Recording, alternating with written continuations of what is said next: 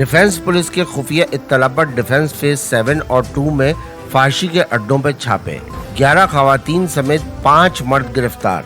मज़कूरा कार्रवाई के दौरान मजमूई तौर पर 16 मर्द खवातीन गिरफ्तार हुए, जिनकी शनाख्त ज़ैल नामों से हुई: तलहा लियाकत वल्द लियाकत अली, सलीम अहमद वल्द मोहम्मद अहमद, सिकंदर वल्द उस्मान गनी, फजा दुख्तर खालिद, लैला दुख्तर अरशद, सबा दुख्तर जावेद, अरमाना दुख्तर रहमान, सईदा दुख्तर यूसुफ, नूर दुख्तर अली, रहमत वल्द गुलाम हुसैन, अरसलान वल्द महर, अलीजा दुख्तर शहजाद, सारा दुख्तर आमिर, किरण दुख्तर अकरम, निगत दुख्तर मौला बख्श, नहाद दुख्तर अख्तर हुसैन। याद रहे, मज़कूरा कार्रवाइयाँ गुज़िश्ता हफ्ते की जाने वाली इसी नौइयत की 2 मुख्तलिफ कार्रवाइयों का तसलसल है। गुज़िश्ता हफ्ते की कार्रवाइयों के बाद ये बात सामने आई थी कि इन फाशी के अड्डों की सरपरस्ती पहले से ही मुअत्तल हेड कांस्टेबल मंसूर कर रहा था।